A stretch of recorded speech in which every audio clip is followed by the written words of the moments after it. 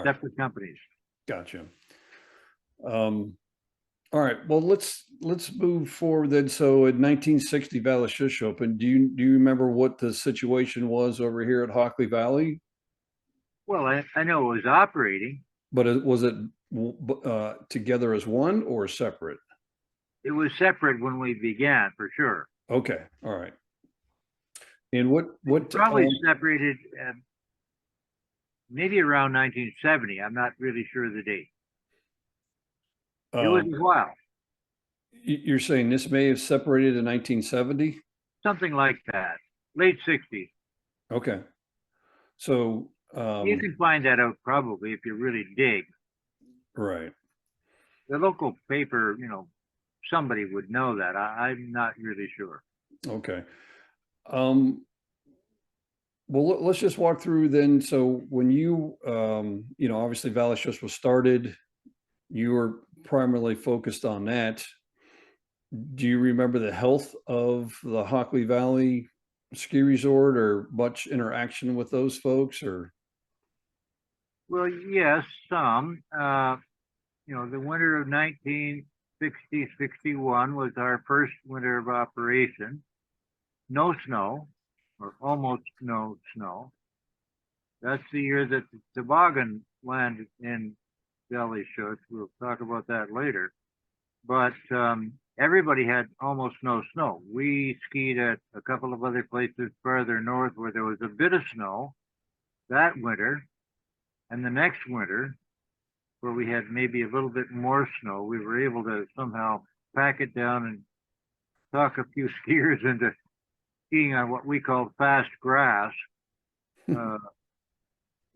Whatever. You could ski, but it wasn't really great for the first 3 years.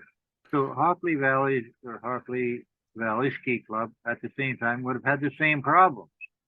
So now you're saying ski club. So was it kind of the same thing? They started off as a ski resort.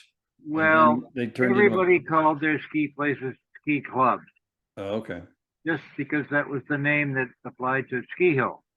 But essentially, it was open to the public. You didn't have to have like a club. For sure, it was open to the public. It was the only clientele. I don't think there was actually a formal ski club, but I don't know. So you didn't. It wasn't like a membership club. It was just called a club. Open very to likely public. not at all. No, we skied there. There was no question anyone could ski there because they were hungry for skiers. Right. So during the early, I just thought of something. During the early 60s after Valley Shush opened, so we're in the other ski resorts that we've covered so far in our history lessons. So were they, at one time they were all open? So like we're looking at Hockley Valley, it was open. And then we move up the road to the Hockley Valley Valley and Happy Hall and Valley Shush and Twin Hearths and Cedar Highlands were all open at the same time. Oh, wow. That had to be pretty cool.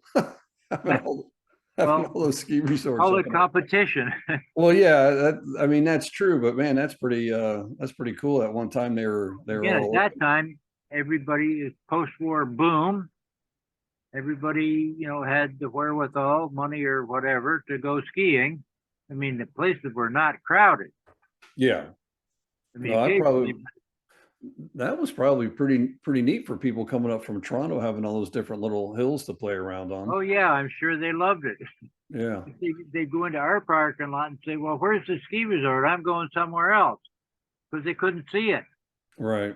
From the parking lot, which was a very big problem for us. And then that's when you moved the T-bar. Well, yeah, we couldn't move the mountain, so we moved. We added the T-bar and tried to drag them in, and the name, it helped, but it took quite a while before people realized, well, there's actually a ski hill there, and that's the highest one in the valley, and it's got a pommel lift at that time. Before any of these guys had post rope tow detail. Right. So, do you remember at what time this ski resort kind of faltered and kind of was in and out of business or whatever? Oh, well, I have a number of anecdotes about that. However, you can fill in the blanks here, but Barry Belford, who bought it and consolidated it and made, he got money from the government, I'm sure, to build the hotel, which is now still standing, part of the big building that's there now, which I lived in for a year and a half later on when it was bankrupt. But it was early on, the hotel that, everybody thought was wonderful. It was the sign of the times, and people were getting big at the time. And he fairly early on had snowmaking. I don't know the history of the snowmaking equipment there, but my dad probably sold him some. He certainly sold him 2 T-bars.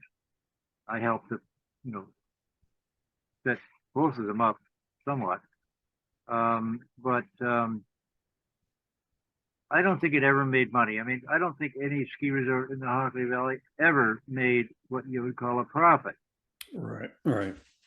So your dad sold them both T-bars and installed both those T-bars for him? Well, we did not contract to install the T-bar. We were consultants. Dad was the salesperson. I remember splicing the cable at the bottom of that second T-bar hill. I remember it very well. And I could, that's the whole story doing that. Splicing the cable was a big deal, and it was usually done late in the year and it was really cold and not a nice job, but I learned a lot. I learned how to splice a 3/4 inch steel cable. I could do it by myself. Yeah. Very complicated. Anyway, I was involved, but I mean, we did some surveying because we sort of did some of that stuff. I think Barry Belford had been in the hydro line installing business and stuff like that. He had a truck with a crane on it, and he could probably get local people to do it. So we did not contract to install those, but we were consultants. Okay. So we were involved to some extent. So do you know what year? I guess I'm assuming when.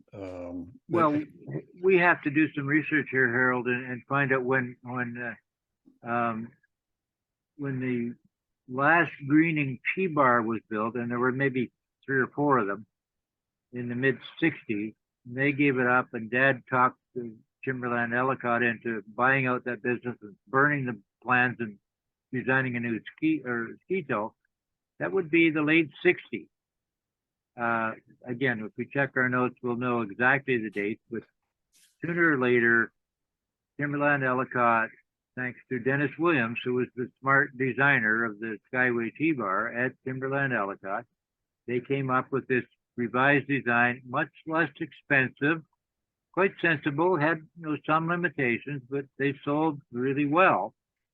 And that went to Hockley Valley and half a dozen other places within a year or two in southern Ontario, mostly. So but did that would be late '60s. I mean, I should write some notes about this, but I don't know all of the dates. Okay. Around the late '60s.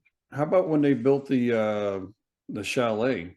Was that, you remember? You mean at Valley Shush? No, here at the Hockley Valley. Well, the hotel, I call it, I call it the Hockley Hilton, but I lived in. Well, about that time, I mean, it happened probably the same year as the first T-bar went up. And you think that was when? I'm going to give you a 3-year window, 1970. Okay. Well, it was before Valley Shush got its T-bar, maybe Okay. around the same time. Yeah, because Valley just got the T-bar in 1970. Okay, so we're talking the same area, maybe Okay. 1969 or 70. I'm not really sure. Okay. I was involved in Valley Shush at the time, mostly, and I wasn't I wasn't a historian. I was just a kid having a good time. Gotcha. But the Hockley Hills phenomenon was very evident. Everybody around knew about it, and had great hopes for this to be a big ski resort, whatever.